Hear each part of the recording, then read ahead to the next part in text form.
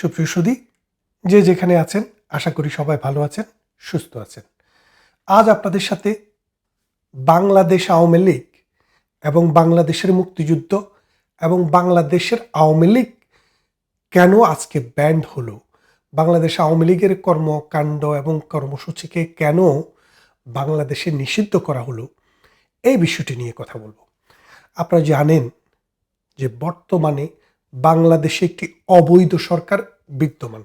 এই অবৈধ সরকার গত 9 মাস থেকে তিনটি জরিপ কাজ পরিচালনা করেছে।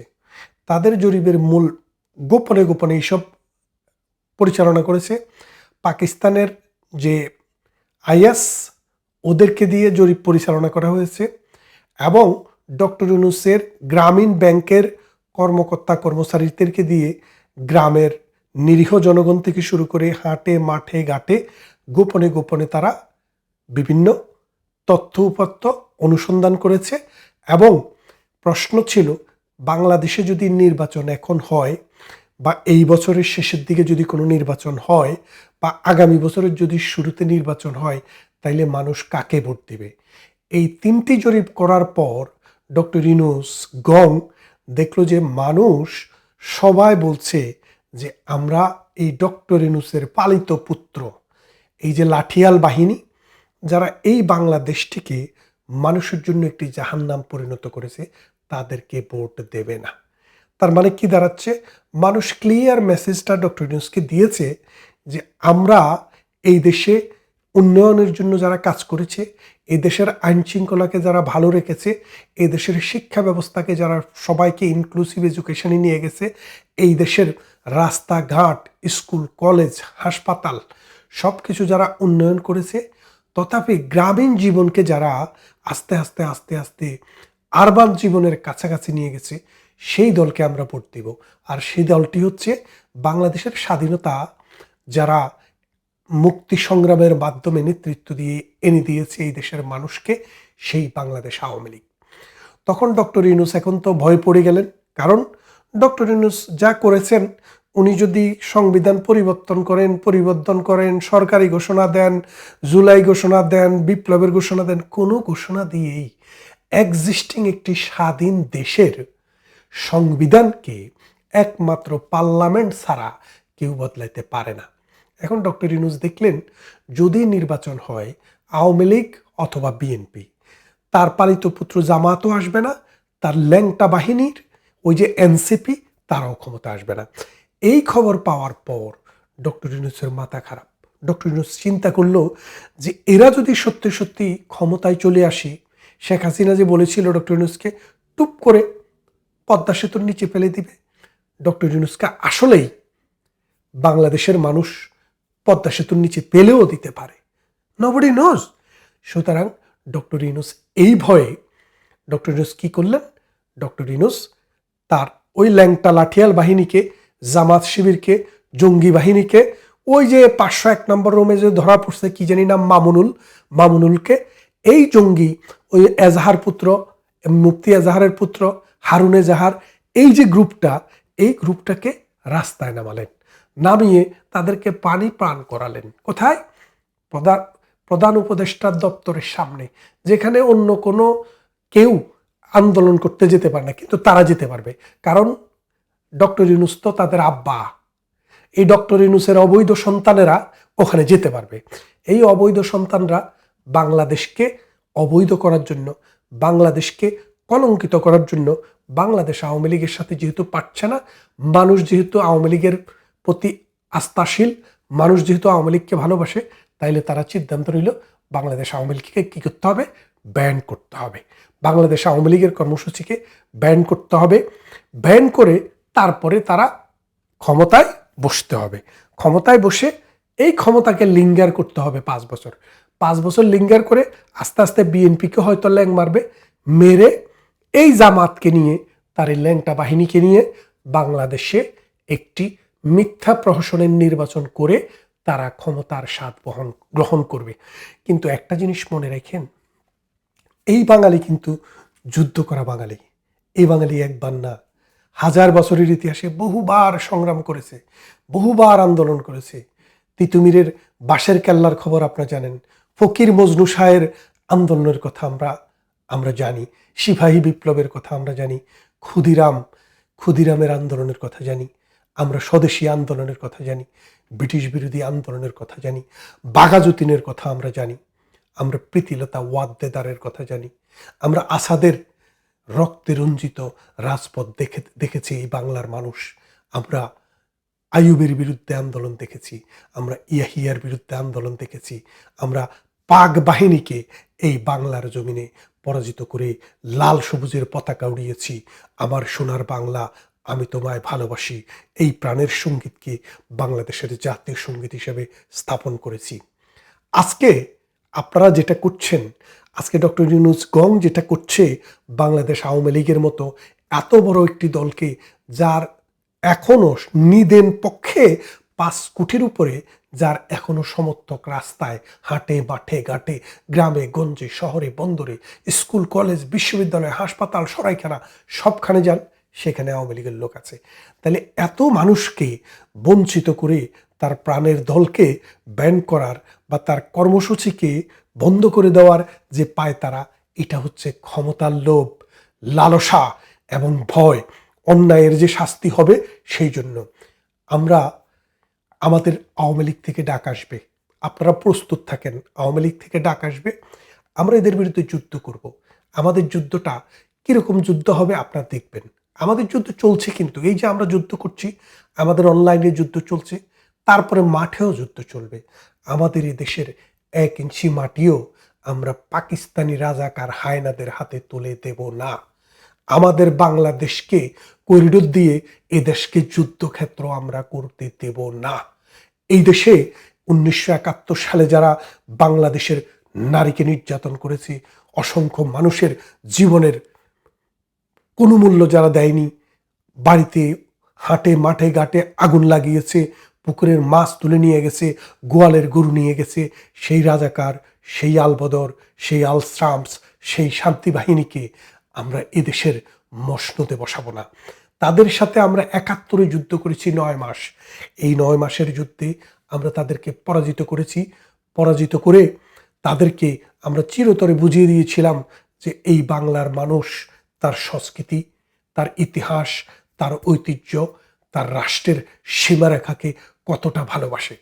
আজকে তারা এই ডক্টর ইউনূসের মাথায় চেপে এই অবৈধ, এই যে অন্তর্বর্তী সরকারের আরেক উপদেষ্টা আসিফ নজরুল, ওই হারামজাদাকে আমি দেখেছিলাম যেদিন গোলাম আজমকে এই 71-এর ঘাতক দালাল নির্মূল কমিটি জাহানারা ইমামের নেতৃত্বে ওই রমনায় যেদিন আমরা তার মৃত্যুদণ্ড, মানে গোলাম আজমকে যেদিন গণ আদালতে দেওয়া হয়, সেদিন এই বাটপারকে আমি জাহানারা ইমামের পায়ের কাছে দেখেছিলাম।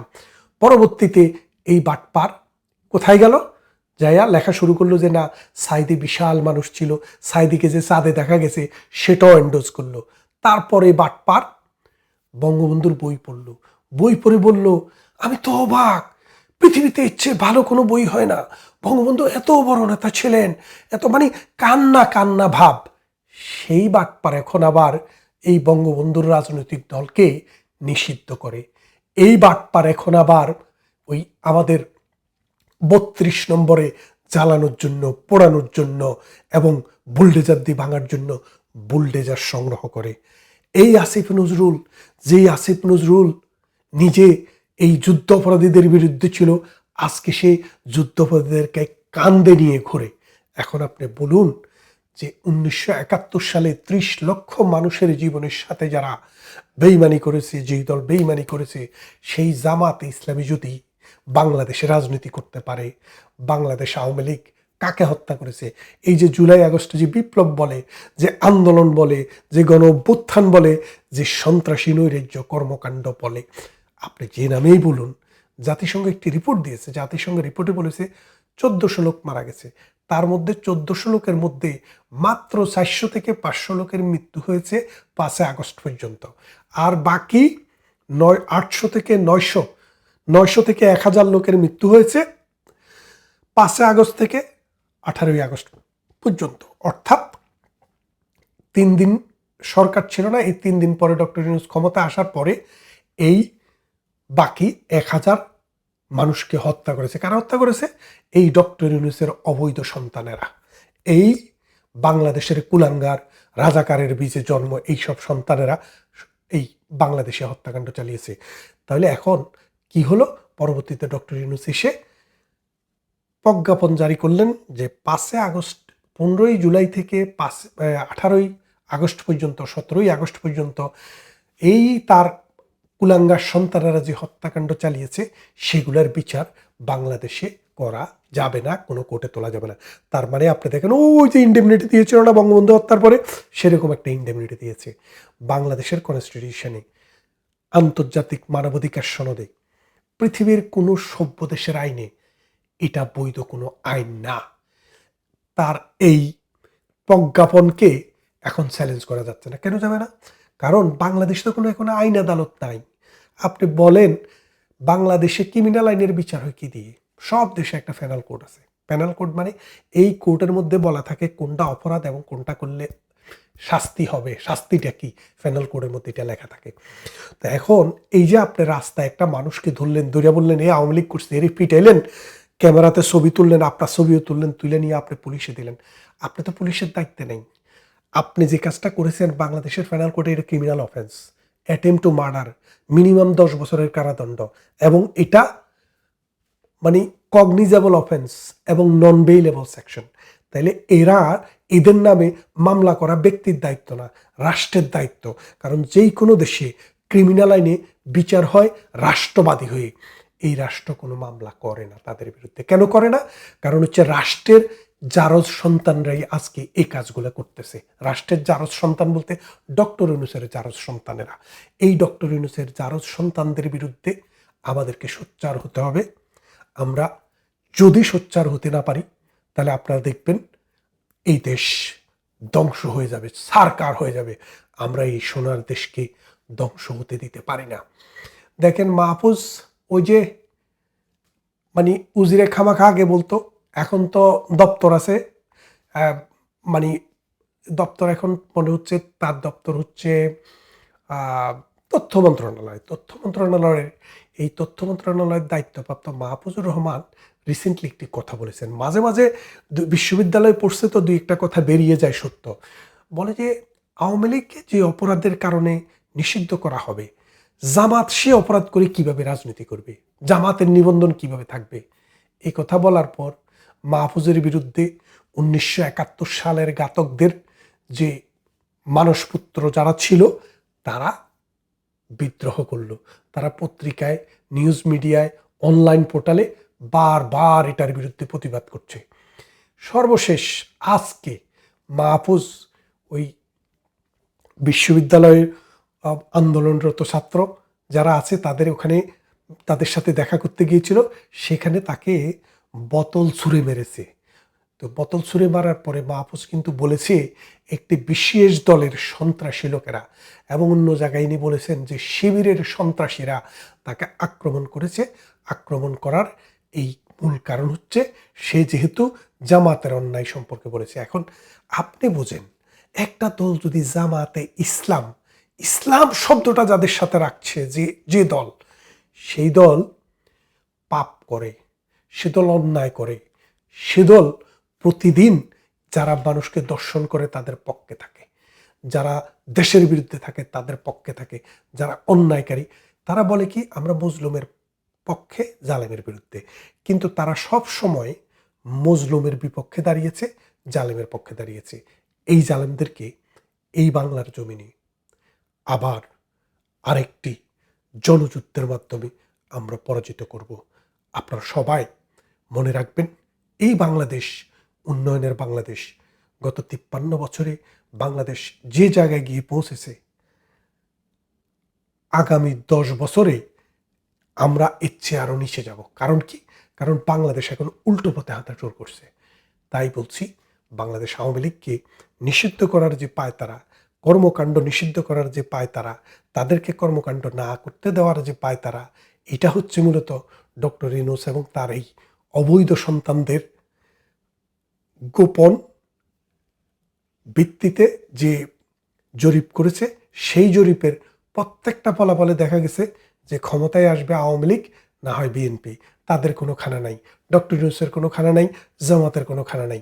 বাংলার মানুষ তাদেরকে পছন্দ করে না, বাংলার মানুষ তাদেরকে দেখতেও পারে না, তাদেরকে ভোটও দেবে না। তখন তারা এই ষড়যন্ত্র করে বিএনপিকেও টেপে ফেলছে। বিএনপির ফখরুল সাহেব, আপনিও কি করলেন? আপনিও বললেন আমরা আনন্দিত। বহু বছর আনন্দ পাননি। 2006 সালের পরে প্রায় তো 19 বছর আপনি আনন্দহীন অবস্থায় আছেন। আপনি একটু আনন্দ পেয়ে নেন। আমরা আপনার এই আনন্দ পাওয়াতে অবাক হইনি। আপনারা তো আনন্দই পাবেন। মনে রেখেন, বাংলাদেশের দল দুইটা, একটা স্বাধীনতার সপক্ষের প্রগতিশীল ধারা, আরেকটা হচ্ছে স্বাধীনতার বিপক্ষের 1971-এর বিপক্ষের রাজাকারী ধারা, আলবদরি ধারা, জঙ্গিবাদী ধারা। এই জঙ্গিবাদী ধারা আওয়ামী লীগ সবসময় স্বাধীনতার সপক্ষের প্রগতিশীল ধারার নেতৃত্বে ছিলেন, এখনও আছে, ভবিষ্যতেও থাকবে।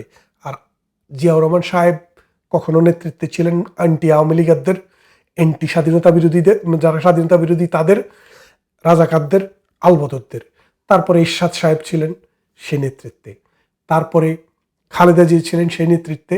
এখন জামাত ইসলামী এই ওই ডক্টর ইউনূসের এই কুলাঙ্গার সন্তানদেরকে নিয়ে সেই নেতৃত্বে নিতে চাচ্ছেন। তো আপনারা যদি এখন ওই নেতৃত্বটা না নিতে পারেন, আওয়ামী লীগের প্রগতিশীল মানুষের নেতৃত্বে আপনারা কখনো নিতে পারবেন না। তাই নিজের ঘর সামলান, নিজের নেতৃত্ব ঠিক করেন, আনন্দ পেন। যখন আপনারা ওই এন্টি আওয়ামী লীগ সেন্টিমেন্টের যে ভোট আছে, এন্টি ভারত বিরোধী যে ভোট আছে, পাকিস্তান প্রেমী যে ভোট আছে, 71-এর রাজাকারদের যে ভোট আছে, সেই ভোটগুলো আগে নেতৃত্ব দেওয়ার জায়গায় যান। এর আগে আপনার যে আনন্দ, এটা গুড়ে বালি হবে। ধন্যবাদ সবাইকে। অন্য কোনো ভিডিওতে অন্য কোনো বিষয় নিয়ে কথা হবে। সবাই ভালো থাকুন।